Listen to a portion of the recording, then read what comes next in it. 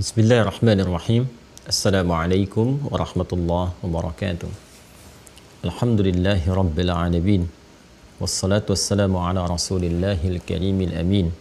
Sayyidina Muhammadin wa ala alihi wa sahbihi ajma'in wa ba'd. Faya ahbaballahi wa ahbaba rasulihi sallallahu alaihi wasallam. Usi nafsi wa iyyakum bitaqwallahi faqad fazal muttaqun. Fala tamutunna illa wa antum muslimun. Faqala ta'ala Ya ayyuhalladzina amanu taqullaha haqqa tuqatih wa la tamutunna illa wa antum muslimun. Saudara-saudariku, bersyukur pada Allah Subhanahu wa taala mengawali jumpa kita di kesempatan kali ini. Alhamdulillah kita dapat kembali melanjutkan kajian kita serta bermohon kepada Allah Subhanahu wa taala semoga seluruh aktivitas kita baik yang telah, sedang ataupun akan dilakukan dirahmati dan diridhai oleh Allah Subhanahu wa taala. Kita juga bermohon seperti biasa semoga Allah Subhanahu wa taala senantiasa menguatkan lisan dan memantapkan hati hamba-hamba yang berkehidupan sampai dengan detik ini namun belum beriman untuk bersyahadat sebelum wafat dan kembali kepada Allah Subhanahu wa taala. Pun demikian dengan para pelaku maksiat dan boleh jadi kita termasuk di dalamnya. Semoga diberikan kelembutan hati, jiwa dan juga pribadi untuk bisa berubah dengan baik, menata kehidupan yang berkualitas, hayatan thayyibah, dan semoga kita semua dikumpulkan dalam kemuliaan dan wafat dalam keadaan husnul khatimah. Amin insyaallah. Kita akan coba lanjutkan pembahasan kita di pertemuan kali ini dengan meneruskan keterangan penjelasan yang referensikan dari hadis-hadis Nabi Muhammad SAW dan terkodifikasikan di kitab Sahih Al-Bukhari dalam pembahasan yang kedua, Kitabul Iman. Alhamdulillah sejauh ini kita telah mengeluarkan beberapa petunjuk-petunjuk dari hadis Nabi Muhammad SAW tentang tata cara penguatan iman. Dan sekaligus juga kita mendapatkan parameter-parameter kekuatan iman. Baik dari keterangan berupa penjelasan-penjelasan yang hadir di dalamnya motivasi, keterkaitan dengan esensi kehidupan, pun demikian juga implementasinya yang nampak berupa contoh-contoh kehidupan yang terminiasikan di kehidupan masa lalu dari kalangan sahabat yang berinteraksi langsung dengan Rasulullah SAW dan menjadi kurikulum yang diwariskan pada setiap generasi dan di setiap generasi itu menghasilkan kualitas yang serupa atau boleh jadi setidaknya mendekati pada hal-hal yang dinilai baik oleh Allah Subhanahu wa taala. Saya ingin berikan dulu beberapa gambaran penting dari apa yang telah kita pelajari, aspek-aspek yang telah kita dapati terkait dengan pembahasan tentang iman ini, dan khususnya pada pokoknya yang dikenal dengan rukunnya atau simpulnya. Dan sekali lagi saya tidak bosan untuk mengingatkan bahwa simpul iman, rukun iman adalah inti kehidupan kita. Saya ulangi, simpul iman, rukun iman adalah inti kehidupan kita. Karena dari titik inilah kemudian cahaya kehidupan lahir, generator kehidupan yang menggerakkan sampai ke unsur terluar dari tubuh kita. Jadi fisik kita, baik dari ujung kepala sampai ujung kaki, puncak kegiatannya, aktivitasnya, perilakunya, itu digerakkan oleh ini. Ya, simpul-simpul iman, rukun-rukun iman. Ini pondasi, di pondasi tubuh kita yang sesungguhnya ada di sini. Pondasi kehidupan kita ada di sini. Pondasi amal kita ada di sini. Bila goyah pondasinya, lemah, atau bahkan tidak terbangun dengan sempurna dan membangun pondasi lain, ya di titik lain sebagai paradoks dari tempat bernaungnya iman, yaitu jiwa takwa, dan paradoksnya adalah fujur. Jika itu yang jadikan pondasi, maka rusaklah kemudian bagian kehidupan kita. Dan kita telah ketahui bahwa iman bersemayam di dalam bagian jiwa takwa. Takwa berada bersamaan dengan fujur di nafas. Nafas berada dalam qalbu. Qalbu berada dalam sadrun, jamaknya disebut dengan sudur. Ini yang memberikan pancaran cahaya kepada bagian tubuh kita yang diikat oleh akal dan dipancarkan ke seluruh bagian tubuh kita untuk berekspresi, beraktivitas, berperilaku. Karena itu, baik nafas ataupun qalbu ataupun sadrun itu tiga nama, tiga diksi yang menunjuk kepada tempat berlangsungnya cahaya iman yang dimaksudkan, Dan bila dimaksudkan itu, disebut itu baik dalam Al-Quran, hadis-hadis Nabi Muhammad SAW, maka tiada lain keseluruhannya adalah menunjuk perjalanan inti kehidupan ini. Jadi ketika Rasulullah SAW mengatakan, ala wa inna fil jasadi mudghatan idza salahat salahal jasadu kullu wa idza fasadat fasadal jasadu kullu ala wahyal qalbu. Ketahuilah, pahamilah, kan? Nabi memberikan penegasan karena ala itu bukan sekedar huruf untuk ikhbar, menyampaikan informasi, tapi juga bermakna taukid, untuk menguatkan sebuah pesan dan menegaskannya. Ketahuilah, kata Nabi SAW, saya tegaskan, dalam jiwa kita ada satu bagian, ya, yang bila bagian itu baik, maka akan memberikan pengaruh kepada baiknya seluruh elemen tubuh. Tapi bila bagian itu rusak, bermasalah, maka akan rusak pula bagian-bagian tubuh yang dimaksudkan. Yang dimaksud oleh Rasulullah ala wahyal qalbu, itulah qalbu.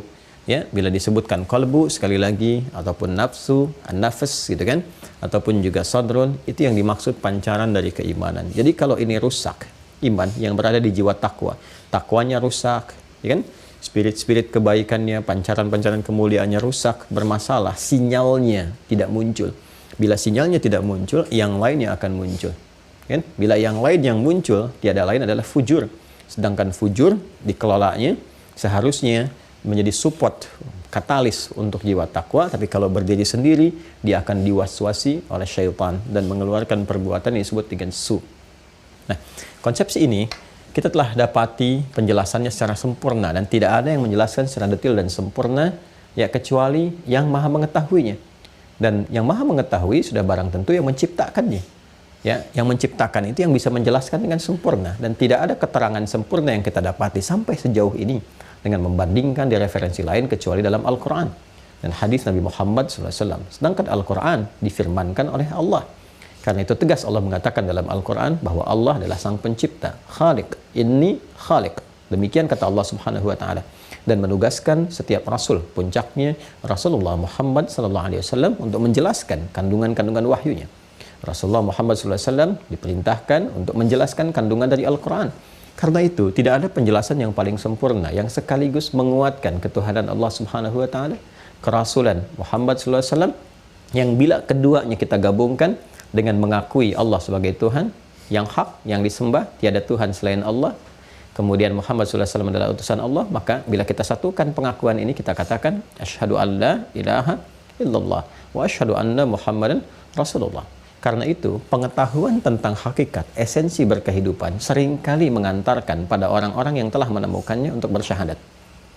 Ya, dan yang ingin saya maksudkan adalah orang-orang yang seharusnya telah bersyahadat harus lebih dulu sampai ke sini. Karena itu, seluruh support dalam Al-Quran mengatakan pondasi keilmuan itu akan menguatkan keyakinan. Fa'lam annahu la ilaha illallah. Mesti punya ilmu. Ya, karena itu zikir terbesar. Fa'lam, mesti punya ilmu untuk menetapkan la ilaha illallah. Jadi seorang yang telah bersyahadat, telah mengikrarkan, itu harus lebih dulu menguatkan hal-hal yang telah dia maksudkan, dia yakini dengan pokok keilmuan yang kuat. Alhamdulillah sekali lagi, kita telah mendapatkan penjelasan. Jadi penjelasannya telah kita dapatkan, deskripsinya. Baik berupa dalil,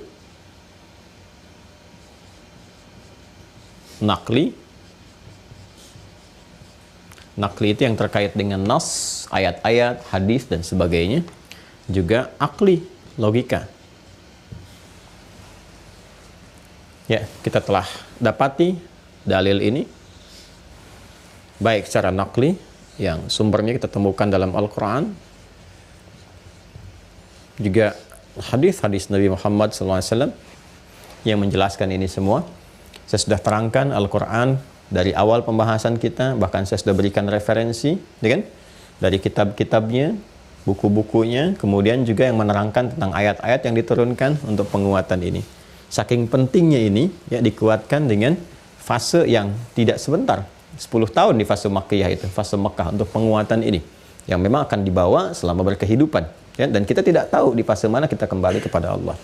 Kemudian juga penjelasan ini dituangkan dalam penjelasan Rasulullah SAW, baik perkataan, perbuatan, ketetapan, ataupun segala hal yang melekat pada keterangan beliau, disebut dengan hadis. Secara akli, logika, juga telah kita gambarkan rasionalisasinya. Ya, kita telah terangkan kenapa Allah kita jadikan satu Tuhan, satu-satunya Tuhan, dan menepikan yang lainnya. Ya, logikanya apa? Rasionalitasnya apa? Kenapa kita mesti bertuhan? Kenapa kita mesti beragama? Kenapa kita mesti memilih Islam? Untuk menguatkan keyakinan kita. Ya, bukan untuk menyoal yang lain-lain, tapi untuk menguatkan keyakinan kita. Kita mengkomparasikan, mendialogkan. Ya kan? Karena dengan dialog, komparasi itu kita temukan satu hakikat. Ya, Anda kalau ingin menemukan sesuatu yang paling bagus kan Anda komparasikan. Ya, Anda ingin membeli sesuatu, beli kain, bahkan beli makanan. Begitu datang Anda ke toko, bukankah Anda akan melihat yang terbaik? Ya kan? Anda akan lihat, Anda akan bandingkan. Oh, ini yang paling bagus, Anda pilih, Anda cenderung kepadanya, Anda ingin dapati. Semaksimal mungkin ini ingin Anda raih, ya kan? Kalau anggaran belum cukup, Anda coba kembali, dapatkan lagi, sehingga untuk mendapatkan kualitas yang lebih bagus. Ya, betapapun keadaan kita, fitrahnya ingin selalu mendapatkan yang terbaik, yang paling sempurna. Maka demikian kita pun berkeyakinan dengan dasar pengetahuan, kita mengkomparasikan kenapa memilih Islam. Ya, oh ini dijelaskan oleh Al-Quran, dijelaskan oleh hadis, nalar kita kemudian dipacu, distimulus untuk menyimpulkan dengan premis yang benar, silogisme yang benar, dilihat, oh iya, ini saya memilih Islam karena begini, dan bila dibandingkan, dikomparasikan dengan yang lain-lain, ditemukan seperti ini.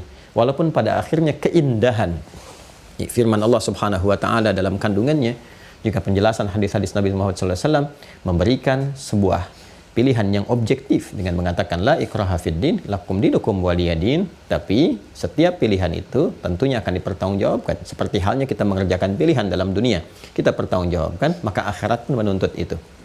Ya, ini telah kita jelaskan. Kemudian dari penjelasan ini juga diberikan contoh. Ya.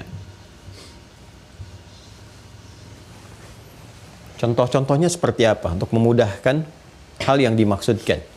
Ya, baik itu contoh-contohnya yang langsung disebutkan dalam referensi dalil yang dimaksudkan, baik dalam Al-Quran ataupun hadis, kan? Juga yang terdapat dalam kejadian di semesta. Ya kan? Telah kita kisahkan kan, bagaimana orang-orang di masa lalu ketika kita membahas tentang al-asma'ul husna, kita berikan contoh bagaimana saat orang-orang di masa lalu mengalami kesulitan, dia memanggil kepada Allah dengan panggilan apa, dikisahkan, tertemukan dalam Al-Quran. Ya, kisah Nabi Yunus alaihissalam, kisah Nabi Ayub ketika sakit, kan? Kisah Nabi Ibrahim ketika diuji, mereka memohon kepada Allah, bahkan kisah Nabi Adam alaihissalam ketika baru diturunkan ke muka bumi, menerima kalimat-kalimat, kan, sebagai petunjuk untuk anak cucunya bila keliru, seperti ini jalan taubatnya. Ini telah dijelaskan. Termasuk dalam hadis-hadis Nabi Muhammad SAW, betapa saya hadirkan beberapa hadis-hadis Nabi, memberikan referensi kepada kita, bahkan dari pelakunya sendiri, memberikan gambaran bagaimana cara penguatan iman. Ya, bahkan kita juga telah bahas tentang seseorang yang mengatakan pada Rasulullah SAW, kami telah beriman, ternyata turun wahyu, ayat menunjukkan, perbaiki dulu, bukan seperti itu cara berfikirnya.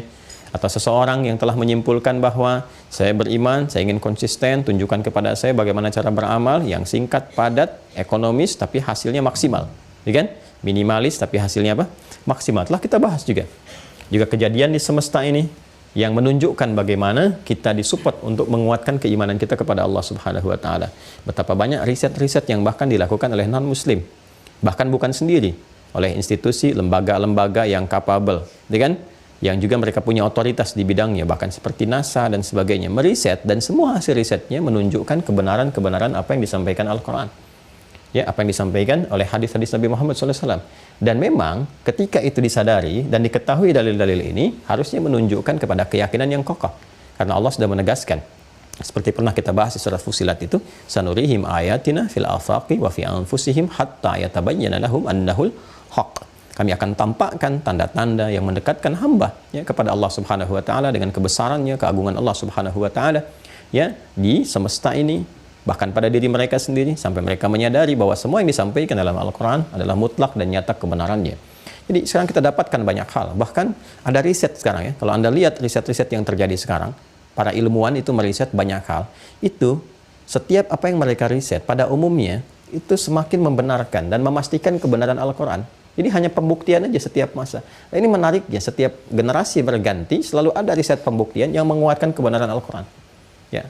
Yang kita dapatkan kemarin saya contohkan NASA itu kan. Begitu mereka meriset, mencitra bagaimana semesta ini berada dalam satu ruang yang mirip trompet dan sebagainya. Dan telah kita sampaikan, itu hanya 1-2 ayat dalam Al-Quran. Dari sekian banyak ayat. Nah, ini penjelasan terkait ini semua dengan contohnya. Bahkan diminiasikan secara sempurna miniaturnya ya, dalam kehidupan di era Nabi SAW.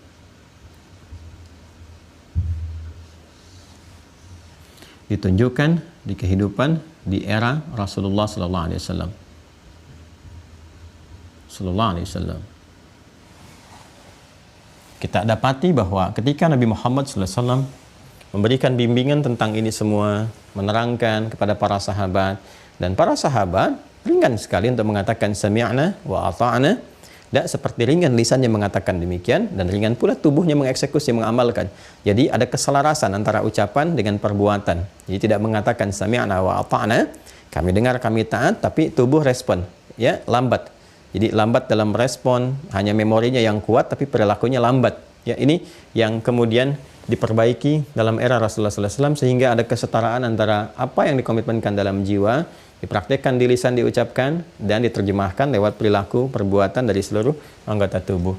Maka apa yang dijelaskan oleh Rasulullah kepada umat beliau di era beliau yang dikenal dengan para sahabat itu, sahabat yang mulia, baik dari kalangan laki-laki ataupun perempuannya, ya, ini yang melahirkan satu kurikulum, teman-teman sekalian.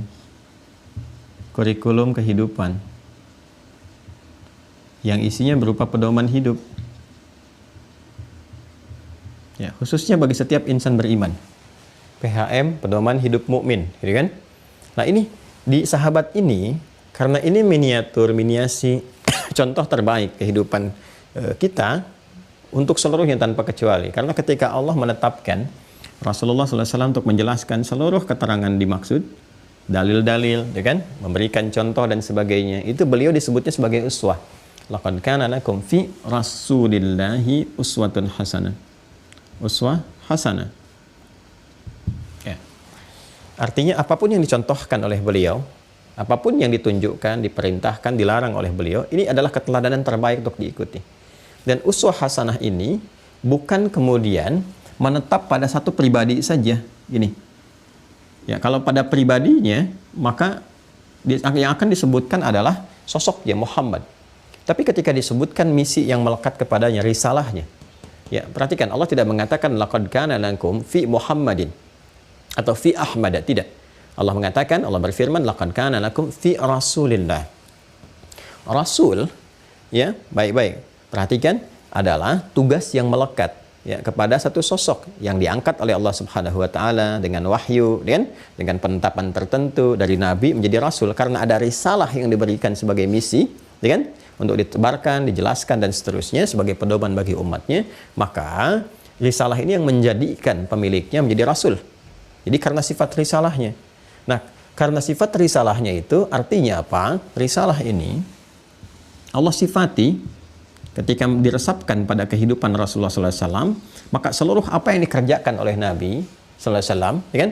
Dan tentunya berdasarkan panduan risalah ini dipraktekkan kepada para sahabat, ini menjadi kurikulum ini. Jadi yang pentingnya ininya nih, inilah uswah hasanah.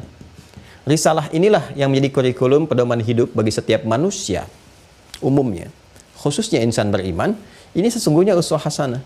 Jadi mau diambil dari bagian manapun pasti jadi teladan. Karena risalahnya sendiri sudah teladan, ya kan? Risalahnya sudah uswah hasanah. Jadi kalau kita ambil apapun bagian dari risalah ini yang dijelaskan, dicontohkan oleh Rasulullah SAW, ya, dan buktinya ini, miniaturnya, ada buktinya. Ini pasti akan melahirkan insan-insan terbaik, ya? Karena iman itu kan support kebaikan. Konsepsi awalnya iman support kebaikan. Kemuliaan, kebaikan, kecemerlangan, cahaya, ya, aura-aura mulia, sumbernya dari sini semua. Karena itu saat ini dipraktekkan, ini yang tadinya hidup dalam suasana jahiliyah, bertransformasi menjadi apa? Khairul ummah.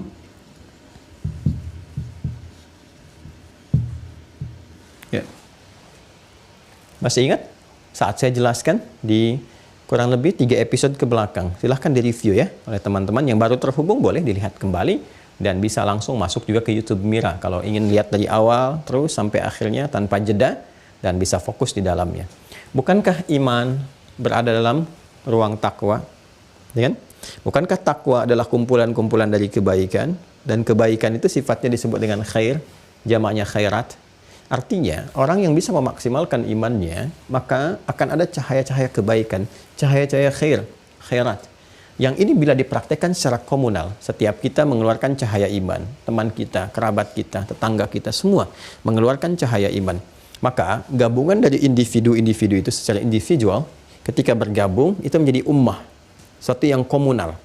Ya, karena itu satu sosok pun kalau dia memiliki karakter komunal, ya karakter aura-aura sosial yang luas, kekuatan yang besar disebut ummah.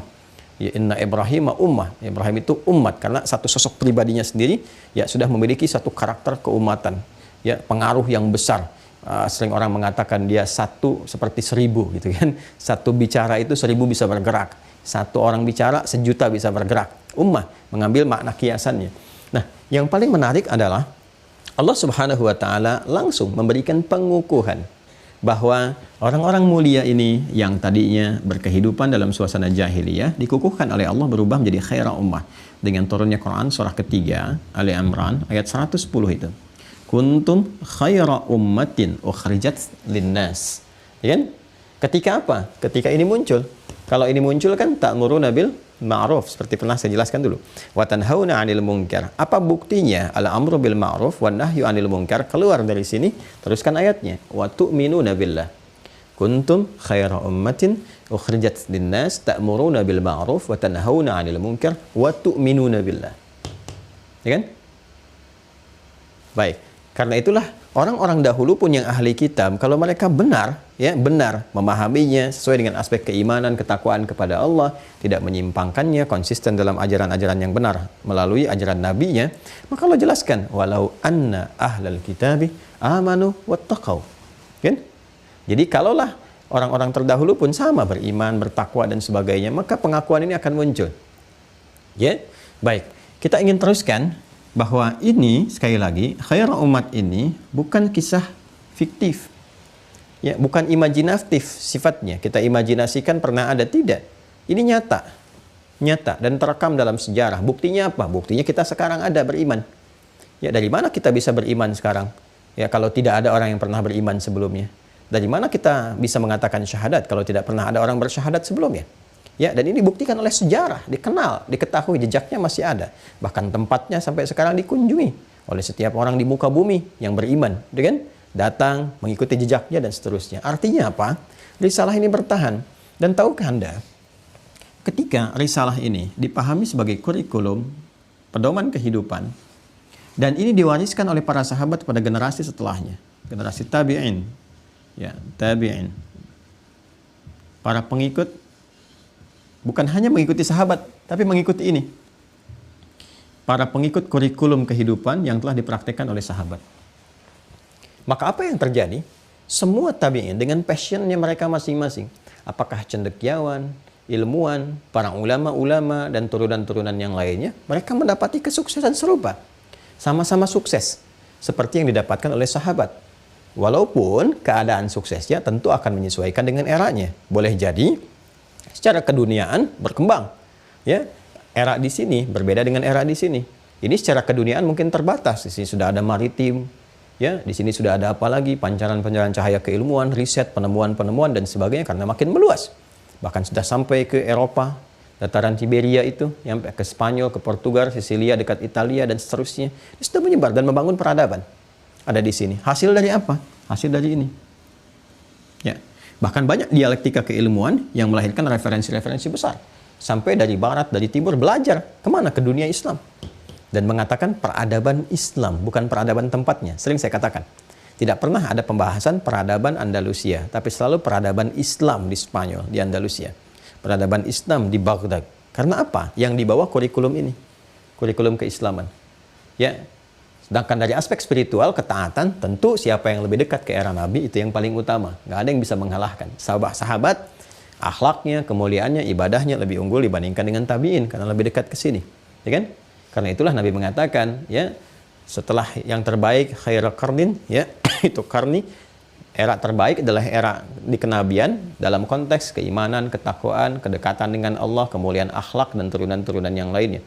Kalau dunia bisa berkembang, tapi sibghah untuk mengisi itu, ini kemuliaannya. Setelah itu ini tsumal ladzina yalunahu, ini dari era tabi'in. Ya, jadi ini era-era yang terbaik untuk mewariskan ini. Nah, hanya berkembang ini kan jadi tabi'ut tabi'in. Tabi', ya, tabi'in, para pengikut. Ini masih bagus nih kurikulum ini. Masih terwariskan. Ya. Walaupun mulai ada intrik-intrik dari sekitaran, ya, mencoba untuk menghadirkan friksi, perpecahan dan sebagainya. Nanti kita jelaskan, ini akan bertahan insya Allah. Ya. Ini masih cukup baik. Ada era keemasan cukup baik. Pemerintahan-pemerintahan cukup baik juga. Karena mewarisi ini semua, diwariskan. Bahkan di fase ini, antara ini dengan ini sudah ada kodifikasi. Kodifikasi itu dikumpulkan dalam berupa bentuk tulisan yang terkumpul. Ya, jadi buku, jadi pedoman. Di sini tahapnya masih hafalan, kuat banget hafalannya. Ya, jadi jarang ada yang menulis, segelintir saja yang mendokumentasikan dengan tulisan, selebihnya menghafal. Setelah itu mereka menjadi duta-duta, diplomat-diplomat datang, ya kan? Ke berbagai negeri, berbagai daerah, bahkan ke tempat yang terjauh sampai ke Nusantara. Ya, yang sebetulnya juga bagian dari singgah asalnya karena mau ke Cina, ya, nyambung ke wilayah timur jauh ke sana. Tapi alhamdulillah dengan izin Allah Subhanahu wa taala menyebar kemuliaan itu menjadi lebih baik. Dan di era-era ini, teman-teman sekalian, ini itu ada kodifikasi mulai dihimpun, satukan. Di era inilah kemudian di bagian 2 ini terkenal, ya, di sini bagian 2 ini terkenal imam-imam yang mulia itu, ya, imam-imam di bidang fikih, imam-imam madhab terkait fikih, imam-imam di bidang turunan yang lain, di akidah dan sebagainya. Ya, kita mengenalkan di fase ini. Ya, Imam Asy-Syafi'i, kemudian Imam Malik, Imam Ahmad, yang lebih dekat lagi ke atas itu Imam Abu Hanifah, ya, dan seterusnya. Jadi ini gambaran-gambarannya teman-teman sekalian, ya. Sampai sini ini masih bagus. Persoalannya apa? Persoalannya adalah ketika mulai terjadi asimilasi banyak hal lah. Ya, dari budaya, pengaruh lingkungan, hasrat sekitaran dan sebagainya. Dan memang landscape yang ada pada saat itu, ya, itu nggak bisa dinilai dengan keadaan yang sekarang. Ya, masa-masa pada saat itu, masa-masa yang dunia serba dikuasai oleh banyak hal. Ya, banyak hal diantaranya apa? Hasrat untuk menaklukkan, hasrat ini, hasrat itu dari sekitaran-sekitaran. Ya, sedangkan di Islam memperbaiki itu semua. Islam, ya, memperbaiki hasrat manusia untuk berperang, ketamakan, ini itu untuk membuka, mencerahkan. Ya, bukan seperti itu caranya. Ya, caranya adalah memberikan kesejahteraan, kemakmuran, kebaikan dan sebagainya. Bukan hanya merampas, membunuh, ya, ada yang mengambil alih status, bahkan ya dalam status bukan hanya sosial, tapi status kerumah tanggaan, bagaimana suaminya dibunuh, istrinya diambil dan sebagainya, itu kan masih berlangsung pada saat-saat itu. Islam datang membawa pencerahan, meluruskan itu semua dengan kebaikan-kebaikan.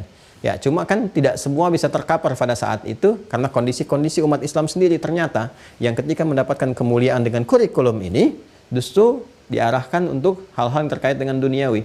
Karena itu di Spanyol menjadi melemah, kan?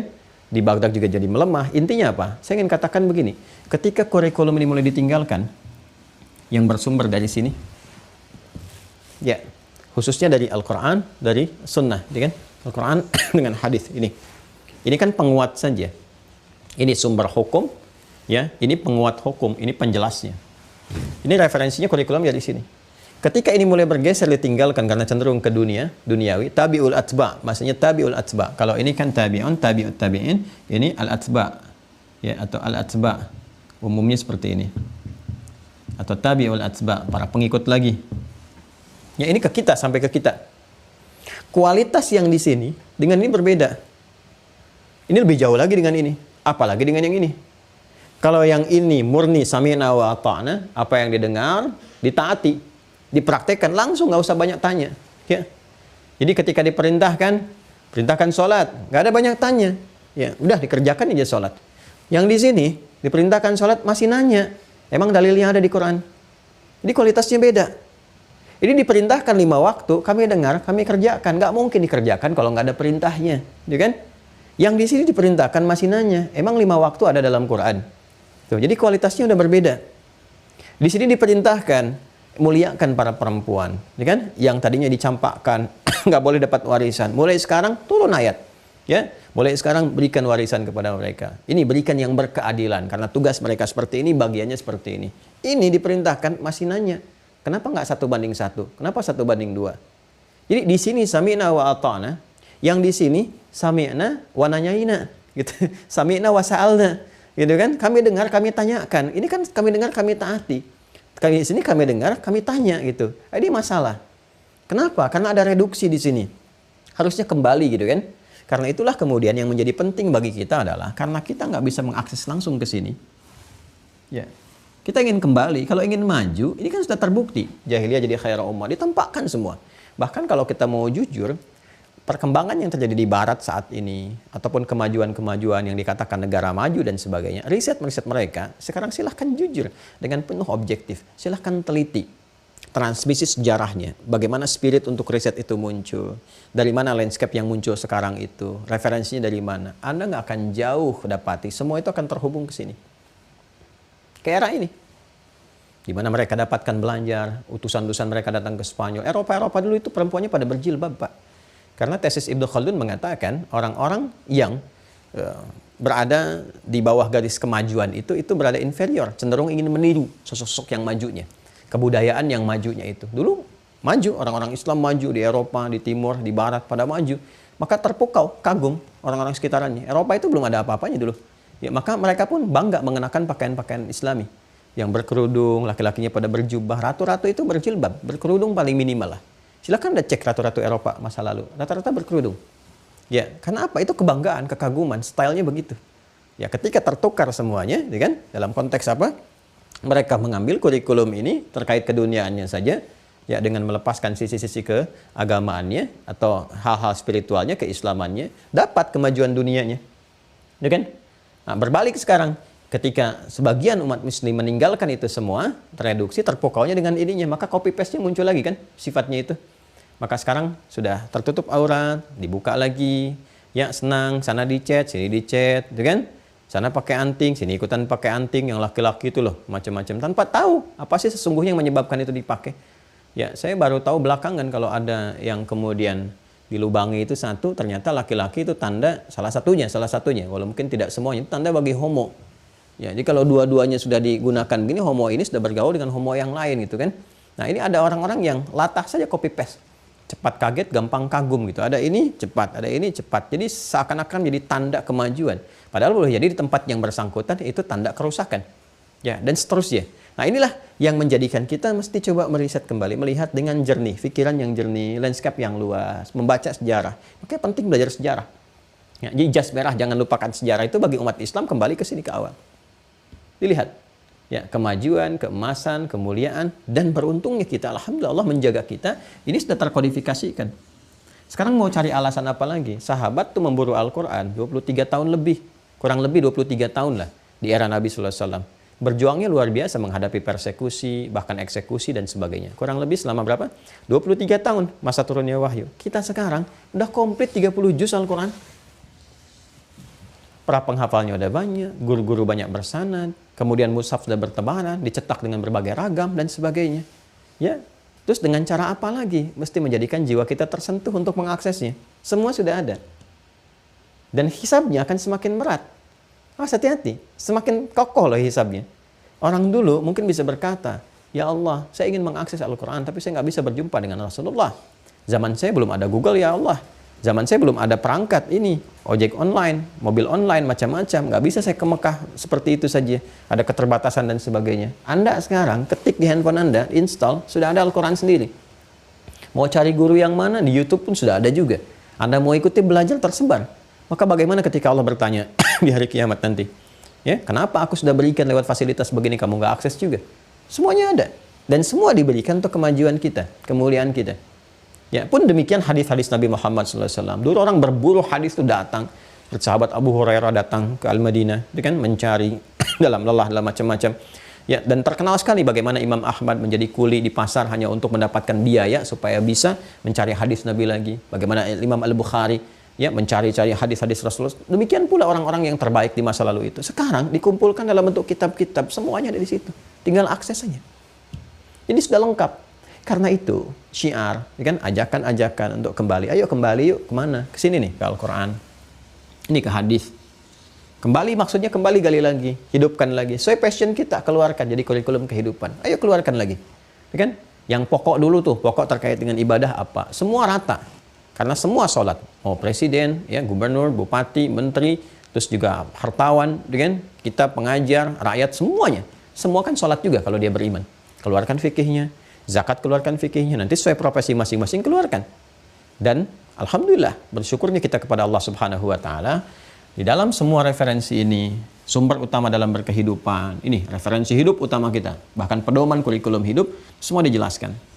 Dan kita telah mendapati urutan ini semua sampai kita hadirkan bagian dari kurikulum ini. Kurikulum pertamanya adalah tentang penguatan iman. Ya, sudah berapa poin kita hadirkan kemarin demi melahirkan akhlak yang mulia, dari sifat haya, ya, kemudian menjaga lisan, menjaga tangan, sikap berbagi, menebarkan kedamaian, dengan menghadirkan halawatul iman, menjadikan Allah dan Rasulnya sebagai cinta pertama, mencintai siapapun terkait dengan kita karena Allah, dan tidak menyukai kita terlibat dalam keburukan. Ya, sampai kita mendapati contoh-contoh dari kaum Ansar dan Muhajirin yang menghadirkan detil-detil yang bisa kita tiru. Nah, di pembahasan yang saya ingin maksudkan adalah poin-poin yang telah kita uraikan, uraian kurikulum ini, uraian kurikulum pada penguatan iman ini yang coba kita buatkan dalam bentuk tabel-tabel kehidupan. Ya, karena itu kami sajikan loh yang buku catatan penuntut ilmu itu. Yang ini kan saat Anda masuk ke Mira itu kan diantaranya ada ini. Dan ada bagian tulisan itu. Ya kan? Nah, coba atau notes, ya, sifatnya notes itu kami berikan itu supaya Anda bisa menulis. Menghadirkan ini semua. Lalu satu-satu keluarkan, bikin kertas. Ya, kami pun demikian. Saya ke anak-anak juga, umumnya kita ajarkan tuliskan. Baik itu ngaji, kita tuliskan dalam bentuk kertas. Jadi mulai huruf, tunjukkan. Nggak ada salahnya kita keluarkan satu-satu untuk evaluasi. Kita hadirkan. Nah, orang yang sudah mengetahui ini, tahu ini semua, dan esensi kehidupannya tahu ada dalam iman. Sedangkan iman, saya turunkan ke sini. Iman tempatnya ada di takwa. Takwa tempatnya ada di nafas. Nafas tempatnya ada di kalbu.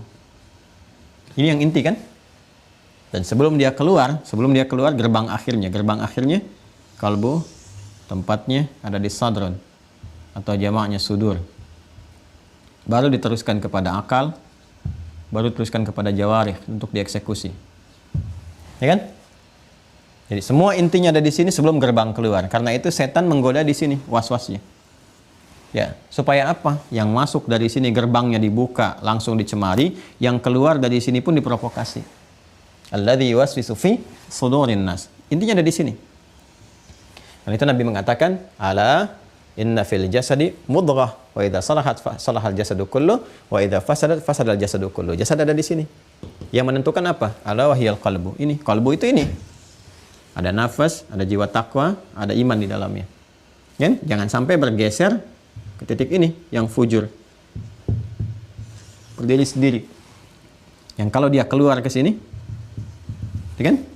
Diwaswasi oleh syaitan, masuk dari sini, ya, yang buruk tembusnya ke sini, jadi dia provokasinya ke sini. Tuh. Yang kita harus maksimalkan ini. Nah, kita harus mengenal ini semua. Kalau kita kenal, kita tahu, maka konektivitas kita untuk menyembah Allah Subhanahu wa taala, menuhankannya, memancarkan cahaya-cahaya Rabbani, cahaya-cahaya yang dibimbing oleh Rabb, oleh Allah Subhanahu wa taala untuk berperilaku, beramal soleh dalam kehidupan, itu bisa tampil dalam kehidupan sehingga melahirkan hidup berkualitas, berkemajuan di setiap era. Ya, dengan kurikulum yang telah ditetapkan. Mengetahui konsepsi ini semua disebut dengan ma'rifah. Mengetahui sesuatu yang terukur dengan baik, dengan sempurna disebut dengan ma'rifah. Ya, inti di semua ini kan ada di qalbu. Ya, jadi kalau kita paham tentang qalbu kita, tentang fungsinya, maka baik jawarih kita, baik jasad kita. Kalau baik, semua ini akan muncul seperti yang diharapkan. Jadi mengetahui inti kehidupan yang ada dalam qalbu, kalau kita satukan, mengetahui sesuatu, teramati dengan sempurna disebut dengan ma'rifah, dan intinya disebut dengan qalbu, maka kita bisa katakan ma'rifatul qalbi. Ini bagian yang terpenting dalam kehidupan. Ya kan? Nah, apakah ada petunjuk tentang ma'rifatul qalbi ini? Baik dalam Al-Quran ataupun dalam hadis-hadis Nabi Muhammad SAW, itu yang akan kita baca saat ini. Ya. Jadi, ini mukaddimah yang saya sampaikan. Sampai kita memahami dasar sebelum kita memulai pembahasan kita. Ya. bagi orang yang barangkali baru interaksi sekali dengan taklim kita ini, kaget ternyata 1 jam baru muqaddimah. Tapi boleh jadi apa yang diterangkan ini adalah bagian yang terpenting untuk memahami sesuatu. Karena kalau sudah kita paham apa yang mau dibaca lebih gampang, kan? Ada orang-orang yang ketika belajar dia bisa mengerti, syekhnya mau sampaikan ini, ke sini arahnya gitu ya. Tapi ada juga kondisi-kondisi yang memang kita harus tahu dulu landscape-nya secara luas, baru kita akan paham kemana arah pembahasannya. Baik, bismillahirrahmanirrahim, masih di halaman 26, lanjutan dari subbab minad din al-firar minal fitan. Hadis yang selanjutnya ya, topik selanjutnya yaitu di subtopik yang ke-13. Kalau kemarin kan 12, sekarang yang ke-13. Saya kira sudah di-upload ya. Kami sudah men-scan, sudah di-upload juga. Mohon Anda download, kemudian hadirkan, dan saat saya bacakan Anda menyimak sehingga apa yang saya baca juga serupa dengan yang Anda dengar dan bisa mengikuti bacaannya. Bismillahirrahmanirrahim. Bab, ya kan? Qaulun Nabi sallallahu alaihi wasallam. Subtopik pembahasan tentang sabda Nabi sallallahu alaihi wasallam. Ana a'lamukum billah. Nabi sallallahu alaihi wasallam bersabda, ana, kata Nabi, saya. Kalau sudah menggunakan kata ana ini personal sekali. Ya, ini personal sekali. Biasanya sih kalau dalam satu pembicaraan sudah menggunakan kata ana itu ada penekanan di dalamnya. Ya, sudah ada penekanan pada sesuatu. Ya, imma terkait dengan hak personal misalnya, ya, atau kemampuan secara personal. Ya, kalau kita ingin menegaskan misalnya, siapa presidennya di sini, di perusahaan ini, karena presiden direktur, ya. Siapa pemimpinnya di sini? Maka dikatakan ana. Ini kalau sudah menggunakan ana itu sesuatu yang melekat. Ya, dan ini bisa positif, bisa negatif. Ya, karena itu ketika iblis pun merasa ingin menunjukkan satu hal yang melekat pada dirinya, yang beda dengan Adam, ya dia mengatakan kata ana, yang di situ Allah murka. Ya, kalau Anda buka Quran surah ke-7 misalnya, Al-A'raf, di ayat ke-12 ya, sampai ke-13 itu. Qala ma mana'aka alla tasjuda idh amartuk. Ada? Kan? Kalau Allah berfirman, ma mana'aka alla tasjuda idh amartuk. Apa yang mencegah engkau untuk tidak hormat kepada Adam saat aku perintahkan? Ada ayatnya? Jadi Allah ingin menegaskan, ya, ini perintahku, bukan persoalan hormatnya, bukan persoalan sujud hormatnya, tapi ini perintah saya, kata Allah. Kalau saya nggak perintahkan, ya silahkan. Engkau nggak kerjakan, ya itu pilihan, nggak ada masalah. Tapi ketika aku perintahkan, itu kewajiban sifatnya. Bentuknya kewajiban hukumnya. Apa yang dia katakan? Ana. Tuh lihat jawaban pertamanya. Dia bilang, ana khairum minhu. Khalaqtani min narin wa khalaqtahu min tin. Ya, saya lebih hebat dibandingkan dengan Adam. Nah, ini menunjukkan satu penekanan, tapi aspeknya negatif. Ya, ingin menunjuk ke kekhususan. Kalau sudah orang mengatakan saya, nah ini kan di nuansa dialektika, ya, kita interaksi secara kata-kata pun kalau sudah mengatakan saya, nah itu ya, nah itu kan kesannya berbeda ya. Beda dengan kita mengatakan kami begini-begini, tapi kalau sudah saya, nah itu saya bertanggung jawab dengan semua ini. Wah, pimpinan dalam militer mengatakan bukan anak buah yang keliru, saya sebagai pimpinan. Nah, misalnya, kemudian saya, nah itu udah mengambil kesan saya, nah, itu sudah ada konotasi tertentu, unsur yang spesifik, berbeda dengan hal-hal yang biasa. Nah, itu yang negatif tadi. Ya, kalau dilekatkan pada kesan positif, jadi positif. Nah, contoh positifnya ini, ya ketika Rasulullah SAW bersabda, ana a'lamukum billah. Saya, kata Nabi, ya SAW, a'lamukum, yang paling tahu. Ada a'lam itu menggunakan isim tafdil. Tafdil itu menunjuk pada keutamaan, tingkat-tingkat keutamaan. Formulasinya af'al. Ya. Jadi ada namanya tafdil. Kalau kita belajar gramatika bahasa Arab, ada at-tafdil. Ya, af'alu tafdil, kata-kata kerja, verb yang menunjukkan tingkatan keutamaan. Ada nanti sirah mubalaghah, atau jamaknya aja siyarun mubalaghah. Siyar mubalaghah. Ya, formulasi bentuk-bentuk superlatif. Kalau ini menunjukkan tingkatan keutamaan,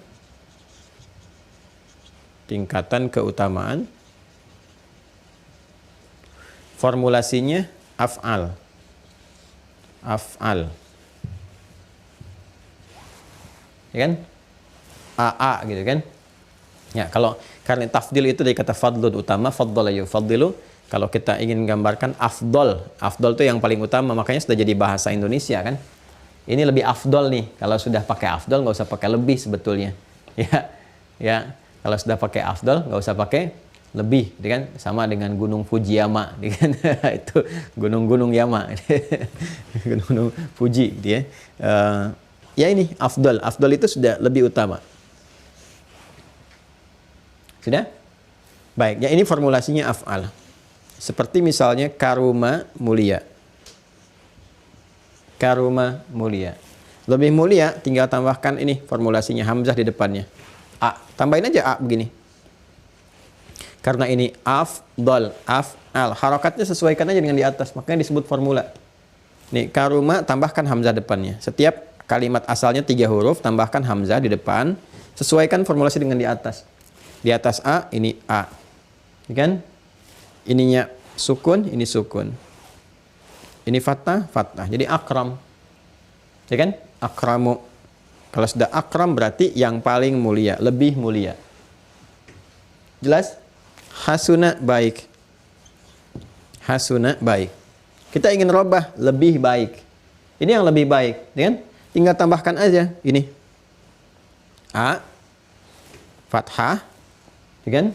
Kemudian gini pakai sukun, ahsan. Hada ahsan, ya kan? Hada ahsan, ini lebih baik.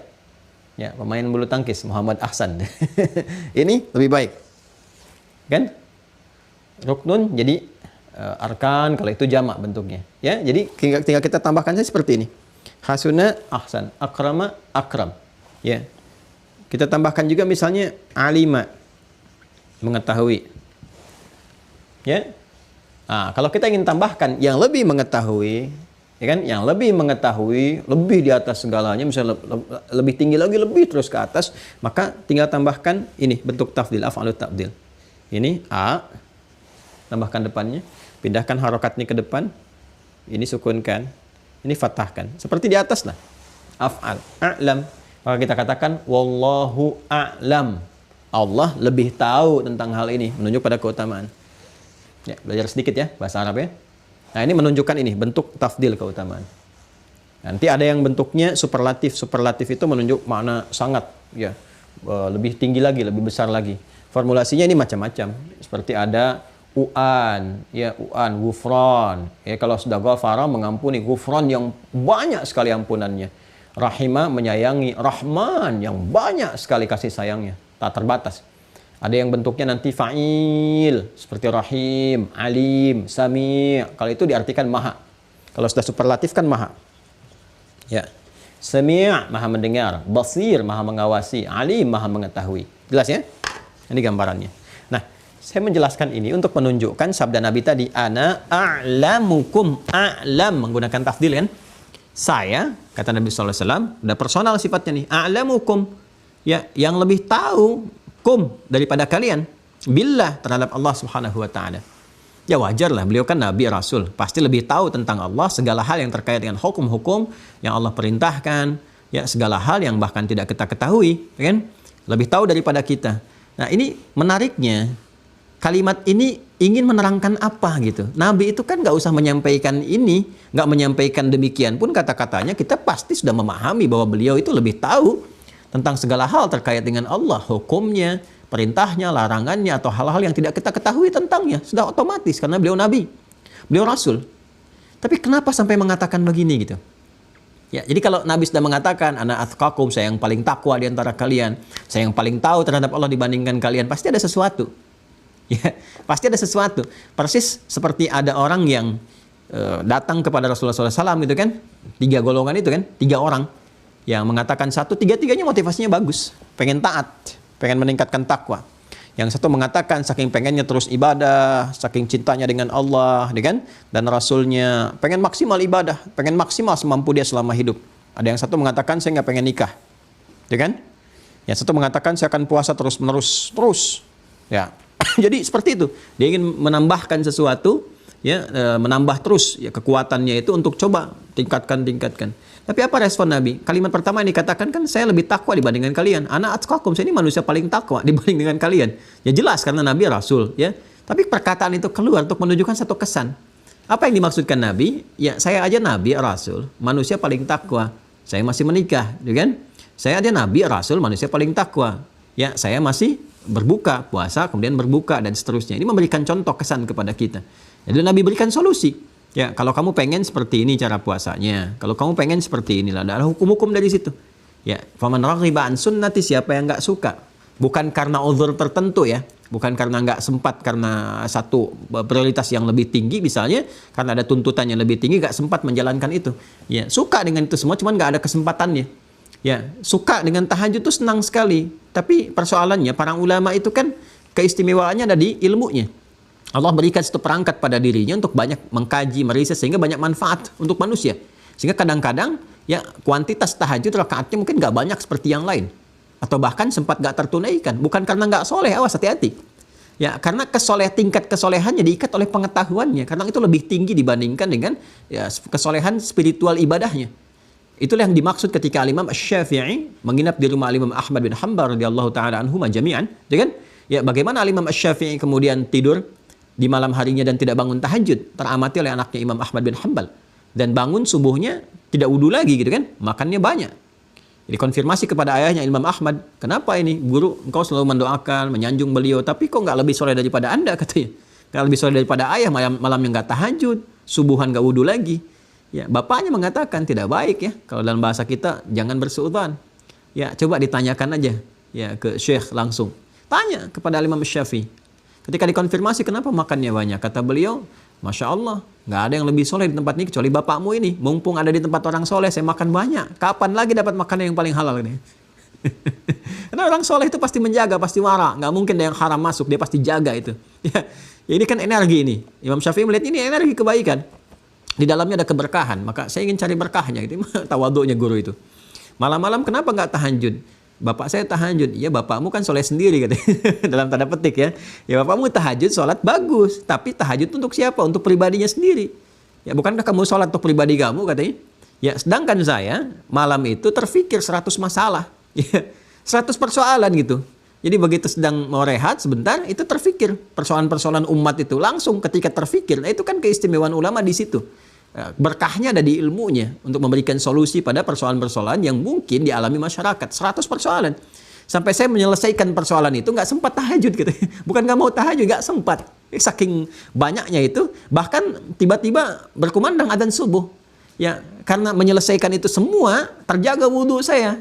Karena itu saya nggak sempat wudhu lagi. Emang kenapa? Karena emang wudhunya masih ada. Jadi disitulah kemudian baru merasakan kekaguman akan keunggulan bagaimana Imam Asy-Syafi'i dalam mengolah sesuatu. Semua punya keunggulan. Imam Ahmad punya keunggulan. Imam Malik, Masya Allah. Gitu kan? Tapi di titik ini semua sepakat bahwa ada kekuatan-kekuatan tertentu yang memang itu amanahnya di situ. Amanahnya di situ. Jadi makanya Al-Imam An-Nawawi ketika mengarang kitab At-Tibyan itu memberikan gambaran adab kepada murid. Jangan berprasangka buruk pada guru. Ya, kalau gurunya thiqah, saleh, baik gitu. Ya. Ya, kalau gurunya sudah diketahui baik, thiqah, apapun ya supaya dapat berkah itu tafsirkan dengan sesuatu yang baik. Jadi kalau ada perangai yang terasa kurang baik pun ditafsirkannya harus dengan baik karena boleh jadi kita belum bisa melihat apa maksudnya nih. Ya, di balik ini. Itu yang dimaksudkan Al-Imam An-Nawawi yang Anda ngaji kitabnya Riyadhus Shalihin, ya, kemudian juga ada Al-Arba'in. Coba mulai dengan At-Tibyan dulu, itu bagus. Kenapa saya singgung ini? Karena nanti ketika Nabi mengatakan faman raghiba an sunnati falaysa minni. Siapa yang benci enggak suka dengan sunnahku? Ada raghiba an, raghiba fi. Raghiba fi itu sayang, cinta. Ya kan? Raghiba an benci lawannya. Cuman beda satu huruf fi dengan an. Ya. Nah, kalau ada orang nggak suka dengan sunnahku, nggak mau nikah misalnya, itu kan sunnah Nabi diantaranya, kan? Karena benci aja karena nggak suka. Nah, itu Nabi katakan falaisa minni, bukan termasuk golonganku. Tapi kalau dia ya memandangnya ini bagian sunnah betul, tapi nggak sempat aja. Ya, karena ada satu prioritas tertentu seperti Al-Imam An-Nawawi, kan selama hidupnya nggak sempat nikah. Ya, bukan nggak mau nikah, nggak sempat saking sibuknya. Ya kan? Dan berkahnya kan Anda dapatkan sekarang. Ya, Syarah Sahih Muslim 9 jilid, kemudian apalagi ya Riyadhus Shalihin 1896 hadis ya lengkap dengan penjelasan. Kemudian ada Al-Arba'in, ada lagi yang lain At-Tibyan fi Adab Hamalatil Quran dan sebagainya. Itu gambaran-gambarannya. Nah, jadi kalau ada kalimat Nabi mengatakan ana atqakum, saya yang paling takwa dan sebagainya, ini ingin menunjukkan hikmah penekanan ya pada orang-orang yang mungkin dalam memahami sesuatu belum sempurna. Ya, sehingga karena ketidaksempurnaan ini, belum sempurnaan ini mesti disempurnakan penjelasannya. Dan biasanya tipikal orang yang memahami seperti ini belum sempurna tapi ada unsur nekatnya. Sehingga mesti ditegaskan. Ya, kan kalau kita begini misalnya dalam kehidupan juga begitu kan? Jadi kalau kita ingin katakan misalnya, wah ini di Al-Bukhari begini. Tapi dia sendiri belum khatam Al-Bukhari. Dan pemahamannya belum sempurna. Maka yang telah khatam mengatakan, hei, saya aja yang udah khatam 16 kali Sahih Al-Bukhari. Pemahamannya nggak seperti Anda ini. Nah, ini untuk menekankan bahwa perbaiki itu keliru. Kan? Nah, sama persis dengan kehidupan kita. Anda pernah ke Spanyol misalnya kan? Lalu Anda mengalami macam-macam dan sebagainya. Ada orang yang baru baca. Lalu dia mengatakan gini, di Spanyol begini. Maka Anda yang pernah ke Spanyol mengatakan, saya aja yang sudah ke Spanyol ke sana, nggak seperti itu yang tempat Anda lihat itu. Saya aja yang udah pernah ke sana gitu kan. Anda ke sana dulu, baru lihat. Nah, ini menunjukkan sebuah kesan. Nah, apa yang ingin disampaikan Rasulullah dengan kalimat ini? Ana a'lamukum billah. Saya ini lebih tahu dibandingkan kalian tentang Allah. Ya kan? Nah, apa poin yang ingin diterakan di situ? Hikmahnya apa? Ini kalimatnya. Ya, yuk kita lihat. Wa annal ma'rifata fi'lul qalbi. Wa annal ma'rifata fi'lul qalbi. Nah, saya aja, kata Nabi SAW, paling tahu tentang Allah, paling ma'rifat. Tadi kan ma'rifat itu tahu. Ini. Ma'rifat itu tahu. Dan di antara puncak ma'rifat itu adalah ma'rifatullah.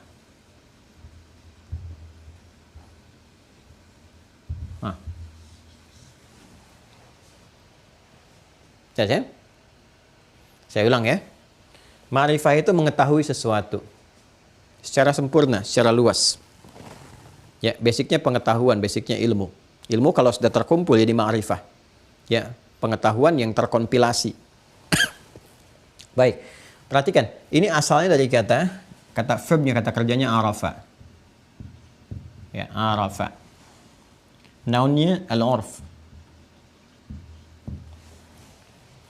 Al-urf itu asalnya kerikil-kerikil yang disusun. Jadi kalau Anda nyusun kerikil-kerikil sampai jadi bukit. Masih terimajinasikan nggak kalau kita misalnya mau bangun sesuatu itu kan suka ada tumpukan batu kerikil itu kan? Ditumpuk gitu ya.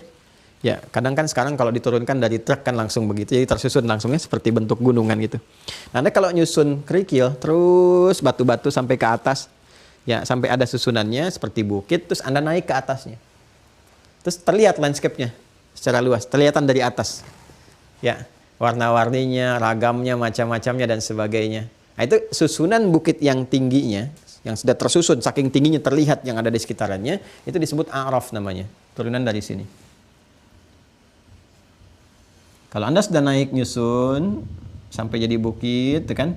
Terus naik ke bagian paling atas sehingga dari sini nampak di sekitarannya. Yang sini terlihat dan juga terlihat landscape-nya lebih luas. Ini disebut a'raf nih, puncak ini disebut a'raf.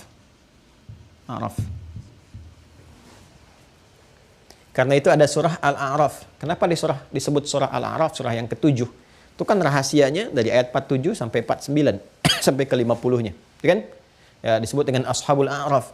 Karena ada orang yang saat dihisab itu antara soleh dengan salahnya, ini yang kanannya soleh, ini salah. Itu 50-50, 50-50. Seimbang. Di kebaikannya 50%, kesalahannya 50%. Ya kan? Dia belum bisa ke surga. Dia juga tidak ke neraka. Ya kan? Karena seimbang amalannya. Ya, butuh keputusan ini. Di sini kan rahmat Allah Subhanahu wa taala, syafaatnya. Lalu apa yang terjadi? Lalu disimpan dulu karena ini belum ke surga, belum ke neraka, tidak ke neraka, belum ke surga, diperbaiki kata-katanya, tidak ke neraka, kan? Maka disimpan dulu di A'raf nih, satu bukit yang tinggi yang bisa mengamati semua keadaan di surga. Terlihat, cepat pengen nikmatnya orang di surga, masya Allah, kegembiraannya, berbinar wajahnya, macam-macamnya dan sebagainya, pengen ke sana. Dan nggak sanggup lihat ke belakang, ke neraka, nggak sanggup dengar-dengar jeritan-jeritan, nggak sanggup nengok. Ya ilustrasinya beginilah yang paling gampangnya gitu. Jangankan neraka yang segala puncak kepedihannya tak terlukiskan, nggak bisa terbayangkan, saking dahsyatnya nggak bisa terbayangkan. Ya, yang paling gampang gini lah, Anda malam-malam suasana gelap gitu kan, jalan, di belakang ada suara, Cepi, Cepi, manggil gitu kan. Kira-kira sanggup nengok nggak ke belakang? Apa Anda akan menengok? Apa sih ribut amat? Nah, saya yakin nggak akan begitu, pasti Anda akan lari. Nggak sanggup nengok Anda. Ya, suasana samping kuburan macam-macam Anda lewat, tiba-tiba ada pohon besar, begitu Anda lewat, di situ ada suara. Gitu kan, Cepi, Cepi, Cepi apa Suneo? Bisa gitu. Nggak mungkin Anda nengok, bukan saya Asep, enggak, pasti lari. Ya itu baru satu aja seperti itu, Anda sudah nggak sanggup lihat. Apalagi yang puncak dari segala bentuk hukuman, teriakan macam-macam, histeria, ada di sini semua. Jadi dilukiskan, digambarkan gitu kan. Di surah Al-A'raf itu bagaimana dia ingin cepat mendapatkan rahmat Allah ke surga. Kemudian juga ini, ya dia tak sanggup untuk menoleh ke belakang. Maka saat itulah dia berharap rahmat Allah dan rahmat Allah diturunkan pada saat itu. Maka dimasukkanlah ke surga. Setelah proses hisab selesai. Setelah hisab selesai, ya satu harinya kan 1000 tahun. Setelah ini selesai. Nah, inilah A'raf. Ini saya ingin terangkan turunan kata ini derivasinya. Ya, jadi tergambarkan bagaimana susunan-susunan ini menjadikan terlihat sekeliling. Ya, akumulasi pengetahuan, ya kompleksitas pengetahuan yang terkumpulkan sehingga kita melihat landscape-nya lebih luas, teramati. Oh ini melakukan ini karena begini. Oh ini dasarnya seperti ini. Oh dia mengerjakan ini karena ini. Oh dia baca bismillahnya jahar karena ini dalilnya. Oh dia nggak baca karena begini. Oh dia sir karena seperti ini. Oh dia baca rakaat pertama saja tidak karena begini. Luas sekali. Itu kumpulan akumulasi ilmu pengetahuan yang menjadikan landscape dia melihat semakin luas pandangannya, semakin terlihat. Itu disebut ma'rifah. Ini. Ya kan? Dan puncak ma'rifah itu, puncak ma'rifahnya adalah ketika mengenal Rabbnya. Ya. Orang yang mengenal Allah Subhanahu wa Ta'ala dengan baik, maka dia akan mengenal tentang hukum-hukumnya, tentang dirinya, tentang hakikat kehidupan, tentang jalan kehidupan. Lalu kalau sudah kenal itu semua, mudah dia menjalani kehidupan karena tahu. Ya. Dia akan kemana nih? Oh, dia akan berumah tangga. Oh, dia sudah tahu tentang hal-hal yang boleh jadi gitu kan terjadi di rumah tangga. Oh ini yang akan dialami, ini solusinya. Karena tahu solusinya, dia berjalan menikmati itu semua.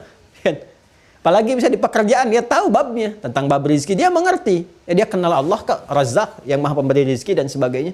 Karena mengetahui, mempelajari luas itu menjadikan hidupnya lebih mudah. Maka di sini ada dorongan ma'rifatullah. Ya, ayo kenali dong Rabbmu, kenali Allah Subhanahu wa Ta'ala. Ya, support pertama ma'rifah itu kan ilmu. Makanya perintah pertamanya dapat ilmu, fa'lam annahu la ilaha illallah. Quran surah 47 kan? Ya, ayat 19, fa'lam annahu la ilaha illallah. Pasti punya perangkat ilmu. Ilmu itu mengarahkan kita pada ma'rifah. Ya, akumulasi semua pengetahuan itu menjadi ma'rifah.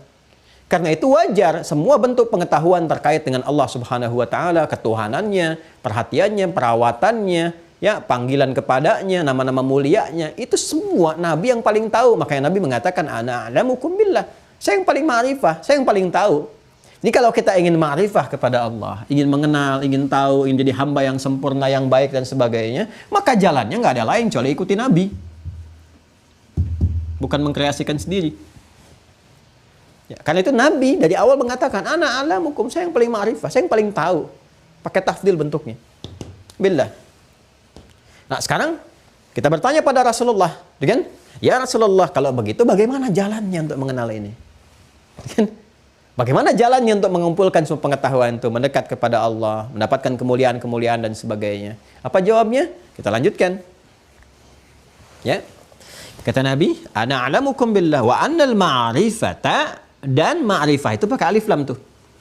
Ya kalau sudah pakai alif lam di sini kan, wah sudah ini istighraq, apa di sini ta'rif, ta'riful ma'rifah. Kan? Kekhususan atau keluasan. Kalau keluasan berarti maknanya banyak. Wa annal ma'rifata, dan ma'rifah itu sungguhnya fi'lul qalbi. Ya, termasuk amalan hati. Ini dia jalannya. Jadi Nabi memberikan satu gambaran bahwa kalau kamu ingin mendapatkan ini wa annal ma'rifata, dan sungguhnya ma'rifah itu kalau kamu ingin mendapatinya, kan? Fi'lul qalbi, ini amalan hati. Qalbi ke sini. Yang tadi saya tuliskan nih, qalbu masih ada nih. Fi'lul qalbu intinya di sini. Sedangkan di awal sudah saya sampaikan, kalau ada bahasa-bahasa qalbu, nafas, sadrun dan sebagainya, intinya kemana? Ke jiwa takwa. Inti takwa apa? Iman. Ma'rifah itu kaitannya dengan iman. Sini. Kalbu. Jadi kalau ingin mengenal Allah dengan baik, dan feedback dari mengenal Allah itu mudah hidup kita. Ya, kan ini. Di sini ada takwa kan? Semakin meningkat takwa, semakin mudah hidup kan? Kenapa? Karena konektivitas takwa ini ke sini. Ke Allah. Karena itu kalau takwa kita ditingkatkan, naik terus, pancaran imannya naik terus, ya sempurna ini, menuju kepada Allah, maka feedbacknya yang turun adalah kemudahan. Karena Allah maha segalanya. Jadi apapun yang kita kerjakan, kita tahu, oh ini Allah sedang menguji, oh yang diinginkan begini. Jadi langsung ada bimbingan. Di bawah bimbingan itu ala hudan. Ulaika ala hudan mir rabbihim. Dibimbing oleh Allah Subhanahu wa taala. Karena itu konsepsi ini kalau kita pelajari, ini bukan teori belaka, bukan. Ya, bukan keterangan seperti adanya, tidak. Ini langsung gambaran dari sini Al-Quran. Ya, kalau mau dikeluarkan dalilnya, ya kita keluarkan. Quran surat 65 misalnya. Al-Talaq. Di akhir ayat kedua itu, sampai awal ayat ketiga. Wa may yattaqillaha. Tuh. Dan siapapun, pilihannya. Dan siapapun, tanpa kecuali. Yang mampu meningkatkan takwanya kepada Allah. Pakai fi'il mudhari. Yattaqi. Ittaqa yattaqi. Siapapun yang terus mencoba meningkatkan takwanya. Kepada siapa? Allah.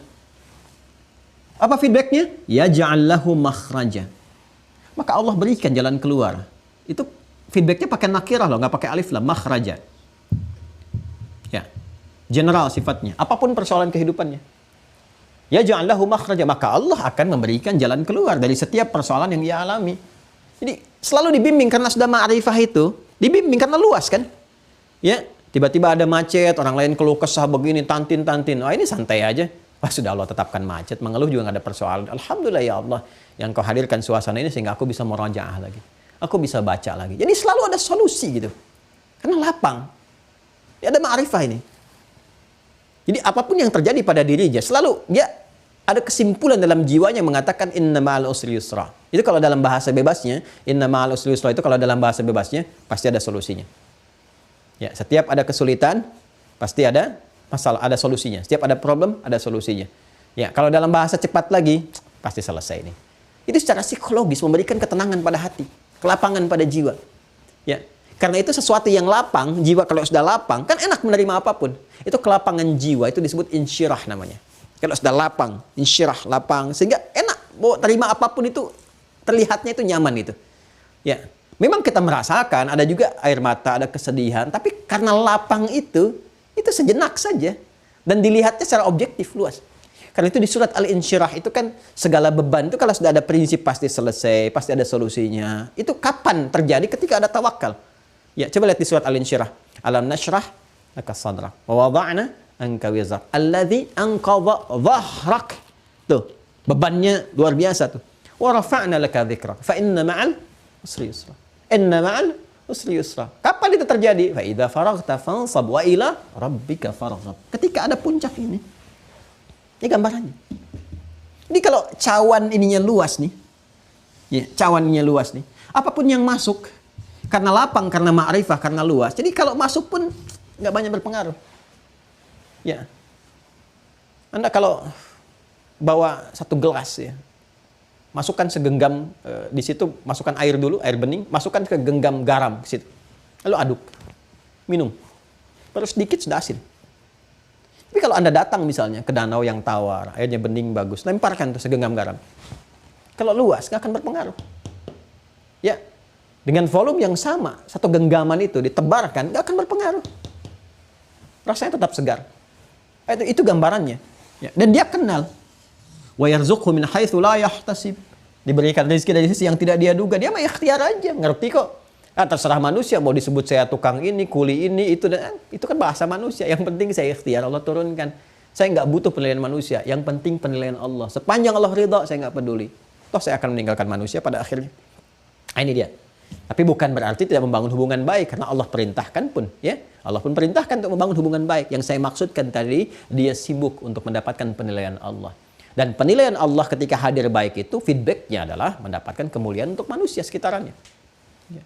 Ini, wa yarzuqhu min haitsu la yahtasib, yaj'al lahu min amri yusra, wattaqullaha la'allakum tuflihun, wattaqullaha yu'allimukumullah, ya. Wa yukaffir ankum sayyi'atikum, dan di ayat-ayat lainnya, ya, menggugurkan dosa, menghadirkan kebahagiaan, mendapatkan kesuksesan, ya, meningkatkan kemuliaan, mendapatkan tambahan pengetahuan, puncaknya di sini. Jadi kalau Anda ingin pintar pun, kalau sudah ma'rifah, ini di sini. Ini pintar itu kan ma'rifah. Makanya orang yang pintar banget disebut araf. Ya. Allamah araf. Wah, ini orang luar biasa nih. Banyak taunya gitu kan. Wah, ma'rifah. Ini orang juga banyak taunya. Ini gambarannya. Jadi kalau sudah intinya ada di sini gitu. Di sini. Dan ini yang dihisab, ini pun ini yang dihisab. Ya, makanya di sini ada niat kan, yang menunjukkan sebuah kesungguhan. Ya, ini yang dapat penilaian karena kita, kan, ingin belajar dan mengetahui yang terkait dengan Allah Subhanahu Wa Taala, hukum-hukumnya, ketentuan dan sebagainya. Dari sini, maka Allah pun menghisabnya ke sini, menghisabnya ke sini. Ya, maka Nabi mengatakan innamal a'malu binniyat wa innamal likulli imri'in ma nawa. Niat itu ada di mana? Di sini. Nah, kalau kita teruskan baca dalam keterangan hadisnya, kan? Wa annal ma'rifata fi'lul qalbi, dan bahwa sesungguhnya ma'rifah itu adalah amalan hati liqaulillahi ta'ala, berdasarkan firman Allah Subhanahu wa taala, walakin yu'akhidhukum bima kasabat qulubukum. Surah Al-Baqarah ayat 225. Ini apa namanya? Bagian ke intinya. Kalau kita mau baca dari awalnya, la yu'akhidhukumullahu, ada bil lagwi fi aimanikum walakin yu'akhidhukum bima kasabat qulubukum. Ada? Kan? Allah tidak akan memberikan satu konsekuensi berupa hukuman kalau kamu berbuat salah, ya, karena kesalahan yang tidak disengaja, karena tidak terniatkan misalnya, ya kan? Ada ayatnya, walakin yu'akhidhukum bima kasabat qulubukum, tapi Allah akan memberikan satu konsekuensi hukuman itu, dinilai dosa, ya, ketika memang itu benar-benar diniatkan karena kesadaran dalam jiwanya. Ya. Bukan karena salah, karena nggak sengaja, karena nggak ada niat. Tidur, gitu kan, dengan teman, tiba-tiba nggak sengaja, ya, mendorong misalnya kacamatanya teman begini sampai jatuh, ya, sampai patah misalnya. Ya, tetap dalam muamalah duniawiyah itu diganti. Ya, tapi tidak melahirkan dosa karena nggak sengaja untuk salah seperti itu. Ya, tetap kita ganti, gitu kan. Dan biasanya Allah lembutkan hatinya karena nggak sengaja, dia pun ya udahlah, nggak usah, nggak apa-apa, kamu kan tidur gitu. Itu Allah melembutkan hati. Jadi kalau bukan karena niat atau sesuatu yang disengaja, itu Allah akan berikan kepada lawan tertentu feedbacknya kelembutan-kelembutan hati. Karena nggak dihukumi dengan perbuatan-perbuatan kesengajaan itu. Ya tetap, walaupun tetap seperti itu, tetap gitu kan. Ada hukuman-hukuman yang sifatnya bukan hukuman-hukuman spiritual, yang di sini konteks-konteks hukum positif saja. Ya. Nah, tapi ada kelembutan hati sehingga diringankan di situ. Ya, tapi kalau secara spiritual nggak dicatat, yang namanya nggak sengaja, gitu kan? Nah, tapi kalau sudah diniatkan keluar dari hati dan seterusnya, itu yang keluar. Kenapa? Karena ini konektivitas tadi yang kita tuliskan, kita telah bahas. Ya, karena semua yang akan kita coba kenali terkait dengan Allah, hukumnya dan sebagainya, sumbernya dari jiwa, dari takwa, dari keimanan, dari kalbu, maka Allah pun menghisab apa yang ada di kalbunya. Itu yang disebut dengan niat amalannya. Nah, jadi yang ingin saya maksudkan adalah, kalau kita ingin ma'rifah, rumus Nabi tadi, kalau kita ingin ma'rifah dengan segala pengertiannya, al-ma'rifah kan punya pengertian yang banyak. Ya. Ma'rifah secara umum pengetahuan yang luas tentang kehidupan. Ya, secara khusus untuk mendapatkan semua itu ma'rifatullah. Maka kalau ingin ma'rifatullah dengan baik, perbaiki dulu ini. Ya. Sehingga hisab Allah kepada kita pun ringan. Menjalani kehidupan pun nyaman. Hisabnya ringan, hisabannya yasira. Menjalani kehidupan pun nyaman. Jadi ada kenyamanan, tenang dalam berkehidupan, ada kedamaian, kebahagiaan saat dihisab. Jadi untuk ma'rifatullah, kita butuh ma'rifatul insan. Karena ini ada dalam setiap diri kita. Ya. Ada kan baik-baik. Ini sadrun, ya? Ini jawari, jasad. Kemudian sadrun, sudur, qalbun, nafas. Ya kan? Kemudian ada takwa, ada iman, dan seterusnya. Ini ada di mana semuanya ini? Ada dalam insan. Al-insan. Nama manusia dengan segala totalitas aktivitasnya. Ini kan ada dalam diri kita sebagai manusia. Ya, saya munculkan insan dibandingkan nama lain. Kan ada nama lainnya juga, al-ins misalnya kan. Sebutkan 18 kali dalam Al-Quran yang berpasangan dengan jin. Ya ma'syaral jinni wal ins. Wa ma khalaqatul jinna wal ins. Ya kan? Kemudian ada Bani Adam. Ya Bani Adam khudhu zinatakum inda kulli masjid. Ada apa lagi misalnya? Bashar. Qul innama ana basyarum mithlukum. Ada apa lagi misalnya? Nas. Qul a'udzu birabbin nas. Tapi ada juga al-insan. Al-insan itu nama bagi manusia yang menunjuk totalitas aktivitasnya. Nah, kita beraktivitas, bersikap lewat jawarih, lewat jasad ini, Sumbernya dari sini. Ada dalam diri kita. Maka kalau kita ingin ma'rifatullah dengan baik, ya, ingin mengenal Allah, mengenal kemuliaan, kenyamanan beraktivitas segalanya, maka kenali diri kita. Puncaknya di sini. Nah, kalau kita ingin menguatkan ini, ma'rifah itu kan akumulasi dari pengetahuan, dari ilmu, maka mesti belajar. Ya, nggak mungkin orang bisa ma'rifah tanpa belajar. Pelajaran mana yang paling sempurna mengajarkan kita? Yang nggak ada yang kenal tentang diri kita, al-insan, kecuali penciptanya. Akhirnya balik lagi ke sini, ke Al-Quran. Penjelasnya dari mana? Hadis. Jadi kalau ingin tahu tentang bagaimana menguatkan kolbu, menguatkan iman dan sebagainya, supaya hatinya tentram, hatinya tenang, dihisabnya enak, baliknya ke sini. Apa kata Al-Quran amalan yang bisa menenangkan kolbu? Kolbunya tenang. Kalau tenang itu kan nyaman. Ya, sesuatu yang tenang kan nyaman. Ya. Ketenangan yang melekat pada kalbu itu disebut tumakninah namanya. Itma'anna yatma'innu. Itma'anna yatma'innu.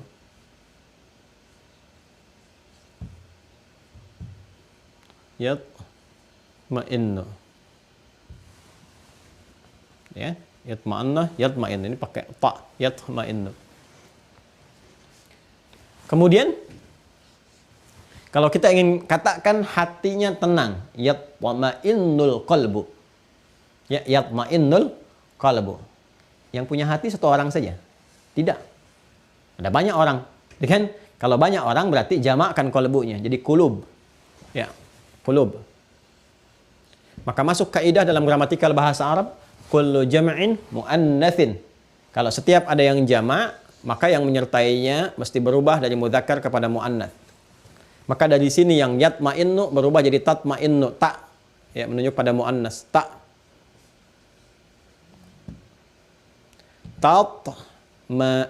Tatma'innu, tatma'innu. Qulub. Ya? Saya ulang ya.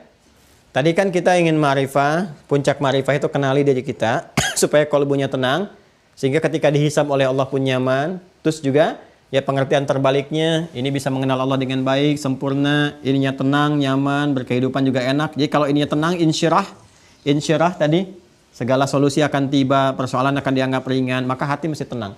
Kalau tunggal qalbunya yatma'innu. Kalau banyak semua orang ingin seperti itu, jamakkan tatma'innu. Ya, qalbu jadi kulub, tatma'innul kulub. Sekarang kita harus mencari, tadi kan referensi yang paling tahu tentang diri kita insan Allah, ya kan? Sedangkan Allah Khalik, pencipta kita, menerangkannya dalam apa? Dalam Al-Quran. Ya, kalau ada yang mengklaim misalnya di kitab-kitab lain, silahkan tinggal dikomparasikan, dicari kalimat. Kalimat apa? Nih, tips untuk mendapatkan tatma'innul qulub. Langkah-langkah strategis. Bagaimana supaya tatma'innul qulub? Cari kalimat tatma'innul qulub. Ya, cara-cara yang menenangkan kepada jiwa. Kalau mau dengan bahasa apapun, silahkan. Ya, cari yang sepadan dengan makna ini, mencakup ini. Bahasa Arab itu sudah mencakup banyak hal. Karena itu di surat Yusuf kan dibuka la'allakum ta'qilun, supaya kamu cerdas. Ya, kamu banyak meriset, terstimulus untuk banyak meriset. Ini cari redaksi tatma'innul qulub. Apakah ditemukan di Al-Qur'an? Ya. Kita temukan. Quran surah 13. Surah Guntur, Ar-Ra'd, ayat 28. Dan ini di antara inti surah Ar-Ra'd. Dah? Ya, apa artinya Ar-Ra'd? Guntur, ya, kilat kencang. Anda kalau dengar suara kilat, suara guntur, gimana rasanya? Duar, gitu kan? Makanya menggelegar kan, menggeledak. Orang menyebutnya geledek, ya kan? Saking kencangnya. Ya, biasanya orang menutup telinga kan, karena takut kan? Ya kan? Ada kiasan. Ya, bencana ini seperti kilat yang menyambar di siang bolong. Maksudnya apa? Saking menggelegarnya gitu, saking nggak siapnya, bikin nggak tenang, bikin takut dan sebagainya. Ada orang-orang yang tersambar musibah, ya, sebesar apapun, bahkan diilustrasikan seperti kena guntur halilintar yang kencang menyambar di siang hari, duar gitu kan, sekuat itu pun masih tenang aja hatinya. Dengar ada ini kejadian begini-begini, Pak, Bapak di PHK gitu kan, dia tenang aja. Oh ya sudah, kalau memang dijelas seperti itu, coba lihat suratnya. Oh baiklah, kalau memang sudah seperti ini keputusan yang saya jalani. Allah juga akan mengatur rezeki dan sebagainya. Itu kalimat-kalimat tawakal begitu. Itu akan terus naik sampai ke arsy, ya. Dan feedbacknya apa? Allah berkenan menggerakkan jiwa-jiwa makhluk-makhluk yang kecil itu untuk langsung dititipkan solusi. Wah, luar biasa Bapak ini, viral kisahnya gini, nawarin banyak orang nih. Gini. Rumah ini mau digusur, ya tawakal aja ya sudah. Mudah-mudahan di tempat lain bisa baca Quran lagi, bisa tahajud lagi. Viral kisah, boom. Dari satu yang mau gusur, yang nawarin ratusan orang, Pak pindah sini aja, gini, dan sebagainya. Jadi ada orang-orang yang, walaupun ada satu kejadian yang kayak guntur nyambar di siang bolong, siang hari dan sebagainya, duar. Ya, dia tenang aja. Ini gambaran ya, gambaran tafsir umum. Kalau mau ngajinya dapat ke situ agak banyak yang harus kita baca. Ya, tapi saya ingin katakan di surat Ar-Ra'd ini, surat tentang kilat, guntur dan sebagainya, bukan hanya ingin menggambarkan bagaimana Allah memberikan gambaran tentang ini loh. Nggak ada akses para jin yang langsung disambar ya oleh petir-petir kalau mereka mau coba-coba melanggar ketentuan Allah dan sebagainya. Tapi ada satu isyarat majaz yang sangat indah di ayat ke-28. Langsung aja ke tengah sampai mau ke ujungnya. Lihat langsung ke ujungnya. Ala bidzikrillahi tatma'innul qulub. Anda temukan redaksi itu? Tatma'innul qulub? Ada ya? Ala bidzikrillahi tatma'innul qulub. Saya sudah sampaikan tadi di awal, ala itu bukan hanya huruf informatif yang menyampaikan sebuah informasi, tapi juga taukid, maknanya penguat, penegas. Kata Allah, ketahuilah, saya tegaskan. Demikian. Ya, jadi jangan hanya diartikan ketahuilah. Tapi diartikan ketahuilah, ya, saya tegaskan kata Allah. Bidzikrillahi. Bidzikrillah, ada ba-nya tuh di situ tuh. Wah, ini ngajinya harus agak dalam dikit nih. Ya, bidzikrillahi. Ini kuncinya. Bidzikrillahi nyambung ke sini. Tatma'innul qulub. Ini ada nih kita temukan nih. Ya, jadi kalau hatinya kata Allah ingin tenang, ingin lapang. Lapangan itu kan luas. Kan? Lapangan itu luas. Jadi kalau hatinya ingin luas, ingin lapang, ingin tenang, sehingga setiap yang masuk jadi nyaman, insyirah. Ya kan? Terbangun tawakal yang kuat, wa ila rabbika farghab, karena kelapangan ini, kenyamanan ini. Maka apa yang menjadikan ini bisa terwujud? Kata Allah, zikrillah, bidzikrillah. Tuh, zikrullah, lagi-lagi zikrullah. Masih ingat dalam pembahasan simpul iman yang pertama, ketika kita membahas rukun iman pertama, Allah, ya, kan sudah saya sampaikan pada teman-teman nih, capture nih. Ya, itu kalau saya katakan penting, insya Allah terbawa terus itu. Masih ingat kan goalnya apa? Ya, ujungnya apa? Bukankah zikrullah? Ya kan? Masih ingat pembahasan simpul pertama mengenal Allah Subhanahu wa taala, ujungnya apa? Zikrullah kan? Ini kaitannya. Mengenal Allah kan ma'rifatullah, puncaknya zikrullah. Allah jawab sendiri di sini. Jadi pembahasan itu, setiap pembahasan relevansi dan korelasinya selalu ada. Itu nggak ditemukan kecuali di Islam. Al-Quran, hadis, jadi bicara apapun selalu terkait gitu. Karena memang kita menjalani kehidupan, kita yang hidup, kita yang bergerak, beraktivitas, semua hal yang ada perangkat kehidupan ini juga berinteraksi dengan kita, mesti ada keserasian, keselarasan, korelasi antara keterangan satu dengan yang lain, ini nyambung semua. Tapi ingat, di sini kan pakai ba, bidzikrillah. Sedangkan ba itu dalam bahasa Arab sendiri itu ada 14 makna, 14 fungsi. Jangan salah, ba ada 14. Ya. Saya punya kitab, bagus kitabnya, namanya sering saya sampaikan juga, Mughnil Labib an Kutubil Arif. Ada beberapa kitab tentang bahasa Arab juga. Mungkin nanti satu saat saya coba tunjukkan ya beberapa kitab tuh. Bagus, ada Ma'anil Huruf tentang makna-makna huruf dari alif sampai dengan ya. Ya, ada satu jilid tuh Ma'anil Huruf cukup bagus sekali ya, saya dapat saat di Tripoli. Tapi yang ini ada 2 jilid ini istimewa. Ya, istimewa. Nama kitabnya Mughnil Labib. Mughnil Labib an Kutubil Arif. An Kutubil Arif. Ya. Mughnil Labib an Mughnil Labib an Kutubil Arif karya Ibnu Hisham. Ini bagus sekali. Ya. Dan disebutkan berapa fungsi huruf-huruf itu. Makna-maknanya ada berapa tuh? Alif ada berapa, ba ada berapa sampai ya. Ba itu kurang lebih ada 14. Ya, ada fungsinya al-ilsaq. Al-ilsaq. Ada al-musahabah. Kan ada al-ghayah. Ada as-sababiyah. Dan lain-lain sebagainya. Ya, misal kalau kita ingin gabungkan nih semua ini, al-ilsaq itu sesuatu yang nempel, lekat sekali. Ya, lekat. Nempel ini ya. Sehingga dalam bahasa Arab lem itu disebut lisaq namanya. Nah, Anda lisaq, ya, nak lisaq punya lem enggak? Wujud fi, alhamdulillah. Mungkin ya. Bisa nggak gitu kan? Kita minta sedikit ya. Nah, kita lem misalnya itu lisak bahasa Arabnya. Ya.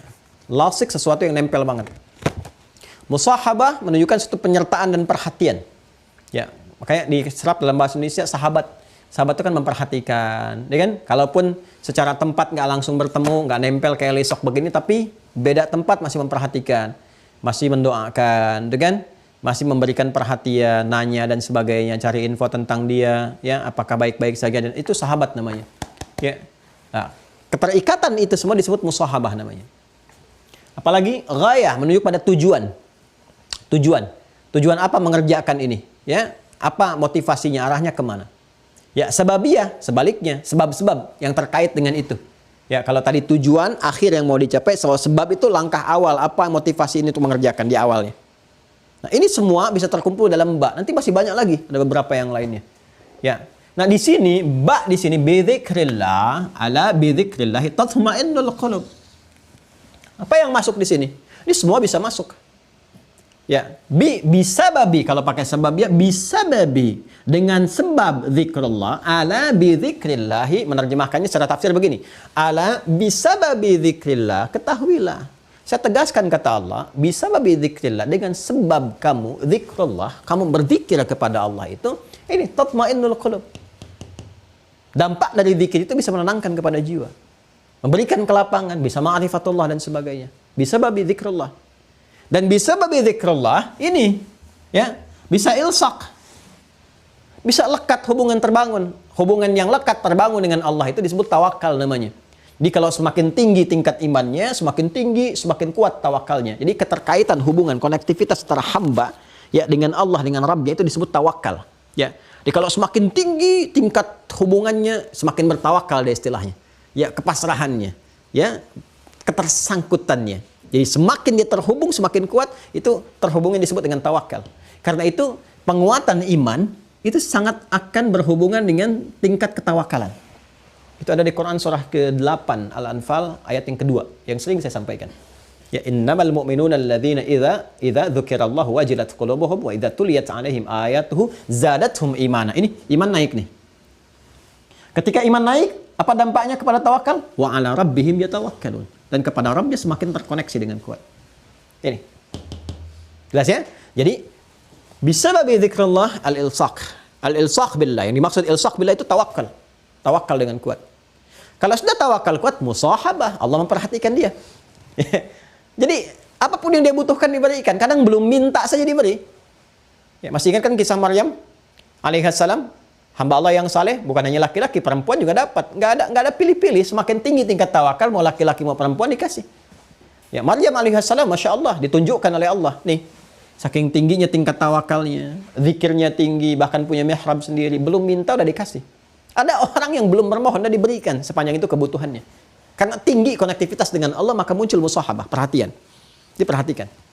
Ya, di dunia aja Anda bisa lihat makhluk aja, walaisa kamitslihi syai', enggak ada yang serupa dengan perhatian Allah. Di dunia aja kita lihat direktur perhatian kepada pegawainya misalnya. Kelihatan nih rajin, bagus, perhatian, enggak dia minta aja, diperintahkan bendahara enggak naikin gajinya besok. Ikan. Apalagi Allah yang enggak bisa diserupakan dengan apapun dan dengan siapapun, enggak bisa. Laisa kamitslihi syai' wa huwas sami'ul basir. Maka ketika Allah sudah berkehendak, sudah. Sampai Nabi Zakaria kan bertanya di Quran surah ketiga Ali Imran ayat 37 itu paling kiri sebelah bawah. Ya, fataqabbalaha rabbuha biqabulin hasanin wa anbataha nabatan hasanan wa kaffalaha Zakaria. Kullama dakhala 'alaiha Zakaria al-mihraba wajada 'indaha rizqa. Lihat ujung ayatnya. Ya, qala ya Maryamu anna laki hadza. Nabi Zakaria mengkonfirmasi. Tahu Nabi Zakaria ini hasil dari tawakal, tapi ingin konfirmasi langsung di lisannya Maryam.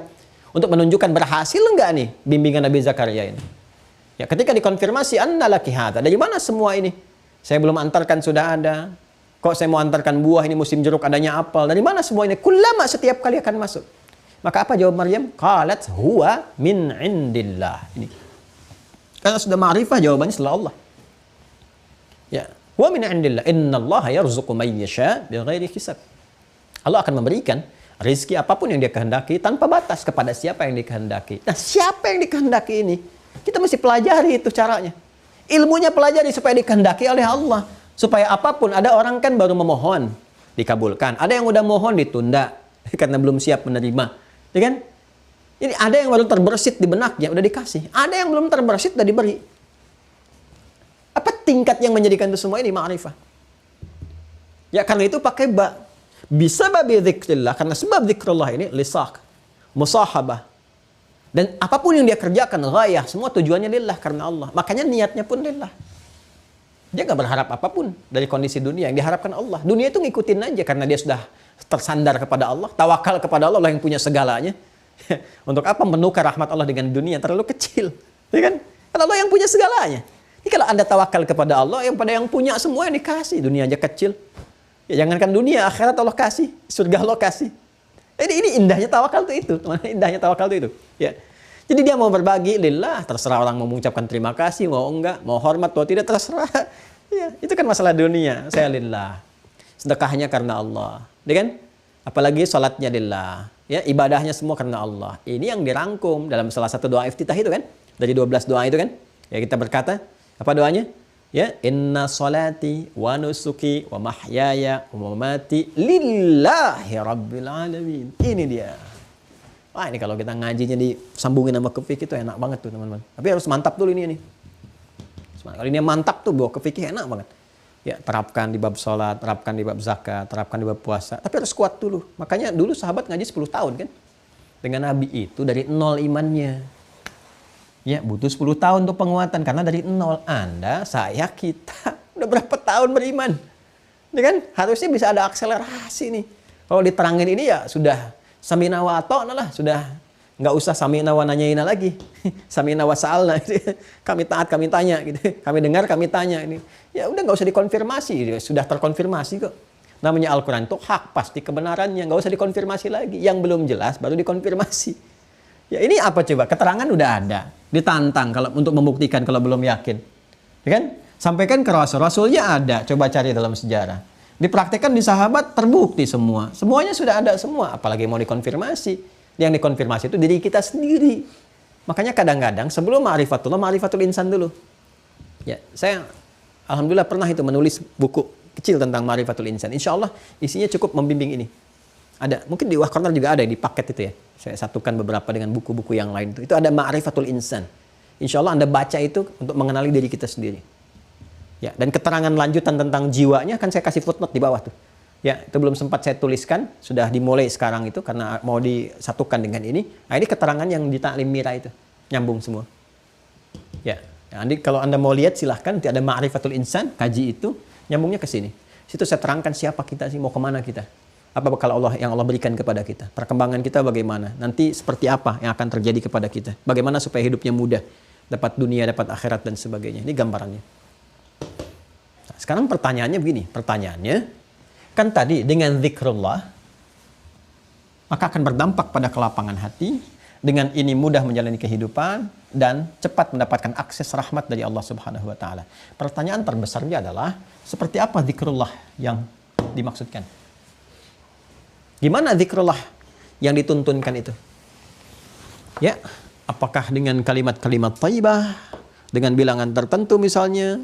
Apakah 33 kali, 1000 kali kah, 10.000 kali kah, dan sebagainya. Subhanallah, alhamdulillah, Allahu akbar, la ilaha illallah, dan sebagainya.